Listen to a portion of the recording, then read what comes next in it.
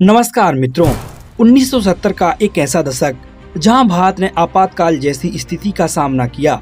25 जून 1975 को इंदिरा गांधी भारत में आपातकाल की घोषणा करती हैं। इंदिरा गांधी के इस फैसले से पूरी दुनिया हैरान थी। इस फैसले से देश के लोकतंत्र पर सबसे बदनुमा दाग लग गया। अगले 21 महीनों के लिए नागरिक अधिकार छीन लिए गए। सत्ता के खिलाफ बोलना अपराध हो गया। विरोधी जेलों में ठूंसे गए। लेकिन 1970 के दशक में भारत के आम लोगों की आर्थिक स्थिति क्या थी? क्या वो लोग सुकून से सांस ले पा रहे थे? तो आज की इस वीडियो में हम जानेंगे कि आखिर आज से 5 दशक पहले भारत की आर्थिक स्थिति क्या थी। तो चलिए चलते हैं 1970 के दशक में। 1970 के दशक में सिर्फ 18% लोगों के पास ही बिजली मौजूद थी और गांव में तो लोग बिना बिजली के ही रहते थे। 1970 के दशक में भारत की जनसंख्या महज 55 करोड़ थी, यानी आज से 3 गुना कम। आम आदमी आज भी महंगाई से परेशान है, तब भी परेशान था। भारत उस वक्त गरीबी से जूझ रहा था। इस कारण इंदिरा गांधी भी अपने नारे गरीबी हटाओ के साथ सत्ता में आई थीं। 1972-73 में घरेलू उत्पादों में 1.5% की गिरावट देखी गई थी। यही हाल कृषि में था। उस वक्त कृषि में 8% की गिरावट आई थी। लोगों के पास 2 वक्त का खाना भी मुश्किल से हो पा रहा था। 1970 के दशक में लोगों की कमाई बहुत कम थी और महंगाई बहुत ज्यादा, जिससे आम लोगों को कई समस्याओं का सामना करना पड़ रहा था। दूसरे देश उस वक्त भारत को गरीब और पिछड़ा देश मानते थे। उन लोगों के लिए भारत का मतलब सिर्फ गरीबी और भुखमरी था। जो डॉलर 1947 में 4 रुपए के बराबर था, वो 1975 आते आते 8 रुपए के बराबर हो गया था। उस वक्त हालत ऐसी थी कि एक आम आदमी साल भर में सिर्फ एक जोड़ी ही कपड़े खरीद पाता था और कई बार तो एक किसान को 30 त्योहार पर दूसरों से उधार लेना पड़ता था। हम कहते जरूर हैं कि वो दौर सादगी भरा दौर था, लेकिन ऐसा नहीं है। सादगी का मतलब था गरीबी, जिससे लोग ज्यादा ख्वाहिशें नहीं कर सकते थे। और गरीबी का एक कारण हमें यहाँ भी देखने को मिलता है, जैसे भारत के लोगों का समय के साथ ना बदलना। क्योंकि 1970 तक दुनिया काफी बदल चुकी थी, लेकिन भारत के पुराने लोगों का वही रहन सहन रहा।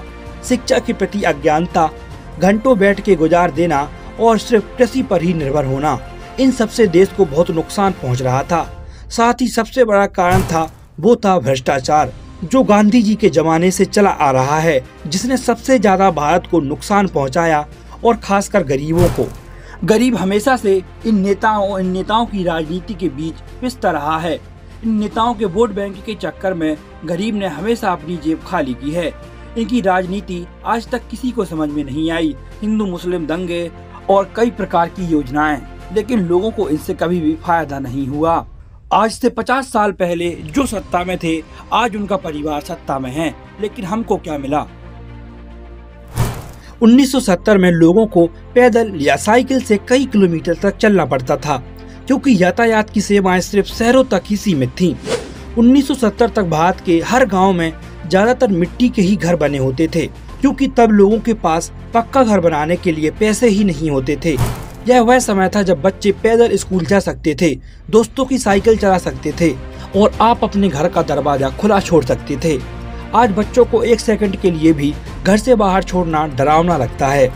उस दौर में लोगों का पहनावा, बोलने मिलने का तरीका, आचार विचार, रहन सहन सब कुछ अलग था, मानो वो एक दूसरी दुनिया थी।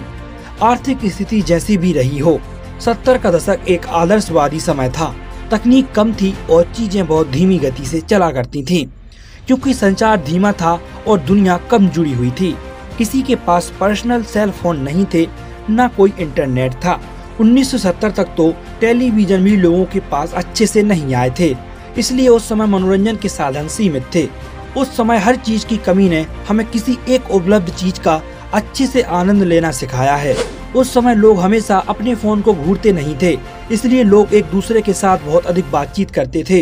टीवी नहीं थे, रेडियो था, तो लोग सामाजिक होते थे। मोहल्ले में बैठना उठना और एक दूसरे के साथ समय बिताया करते थे। बच्चे दूसरे बच्चों के साथ खेला करते थे।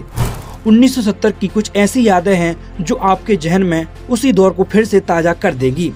उन दिनों गांव में ये दही वाला आता था, हांडी में दही उठाए गली गली घूमता और आवाज लगाता, दही ले लो जी। ये आवाज न जाने कितने दशकों से नहीं सुनी। क्या आपने भी इस आवाज को सुना है? तो हमें कमेंट कर जरूर बताएं। 70 के दौर में अक्सर हमें ऐसे ही सैलून देखने को मिलते थे। आज की तरह कांच से बने सैलून नहीं होते थे। क्या आपने कभी ऐसे सैलून में कटिंग करवाई है? ये तो शायद 70 के दशक की एक जरूरत थी, क्योंकि हमारे पास बिजली नहीं हुआ करती थी, तो हम इसी से काम चलाया करते थे। ये वो चीज है जिसने मुसीबत में हमें सहारा दिया। ये जो आप तस्वीर देख रहे हो, ये सिर्फ एक तस्वीर नहीं है, ये एक इमोशन है जो हर उस व्यक्ति के बचपन के साथ जुड़ा हुआ है जिसने अपने बचपन में इस डालडा को खाया हो। वीकेंड का कुछ स्पेशल खाना हो या फिर त्योहारों की डिश, डालडा हमेशा इस्तेमाल होता था। 25-30 सालों तक डालडा ने एक तरफा राज किया। इसके बाद रसोई में डालडा के टिन के डिब्बे की जगह प्लास्टिक के डिब्बे ने ले ली और फिर पैकेट्स ने ले ली। फिर एक वक्त ऐसा आया कि रिफाइंड ऑयल ने धीरे धीरे वनस्पति घी को पूरी तरह खत्म कर दिया। आज से 50 साल पहले कुछ इस तरह की बैठकें आम हुआ करती थी। इस इमेज को देखने के बाद कई लोग समझ चुके होंगे कि 70 के दशक में देसी तकनीक भी काफी उन्नत थी। स्लो जरूर थी पर पूर्णतः प्रकृति पर निर्भर थी। जैसे इससे चलाने के लिए किसी भी ईंधन की हमें जरूरत नहीं होती थी।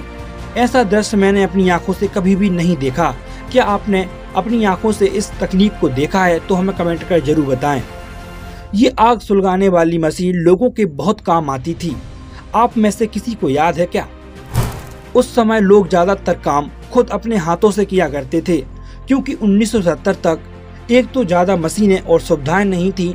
जो एक आधा दो थी तो हमारे पास उनको इस्तेमाल करने के लिए उतना पैसा नहीं होता था। तस्वीर में दिख रही ये चीज गेहूं को हाथ से पीसने वाली मशीन है। ये उन दिनों लगभग सबके यहाँ हुआ करती थी।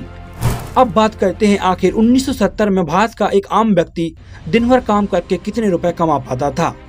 उस दशक में भारत की प्रति व्यक्ति आय लगभग $210 थी। यानी अगर उस समय के हिसाब से डॉलर को रुपए में बदलें तो 1680 रुपए एक व्यक्ति एक साल में कमा पाता था। यानी कोई व्यक्ति पूरे एक महीने काम करके सिर्फ 140 रुपए ही कमा पाता था। और अगर हम वही दिन की बात करें तो दिन में 3 से 4 रुपए वह आराम से कमा लेता था। अगर कोई मजदूर दिन भर भी काम करता होगा तो ज्यादा से ज्यादा 4 रुपए कमा लेता होगा। और ये तो मैंने औसत आय आपको बताई, कहीं कहीं पर तो लोग इससे और कम कमा पाते होंगे। दोस्तों, जैसे ही हम 1970 के दशक से बाहर निकले तो भारत की हालत धीरे धीरे सुधरने लगी। आज 2023 चल रहा है और अब हम महज कुछ ही सालों में पूर्ण विकसित राष्ट्र बन जाएंगे। लेकिन क्या जो आज हम अपने आप को एक विकसित सभ्यता मानते हैं, क्या उसका वजूद लंबे समय तक टिक पाएगा? क्योंकि आज हर तरफ प्रदूषण बढ़ रहा है, जिसका प्रभाव हमारी जिंदगी पर बहुत गलत और गहरा पड़ रहा है। तो क्या हम आने वाले 100 सालों तक पूर्णतः सुखी रह पाएंगे या फिर मानव जाति का अस्तित्व खत्म हो जाएगा? अपनी राय हमें कमेंट में जरूर दीजिएगा। अगली मुलाकात होगी अगली वीडियो में। मेरा नाम है अभिषेक विश्वकर्मा। वीडियो देखने के लिए आपका बहुत बहुत धन्यवाद।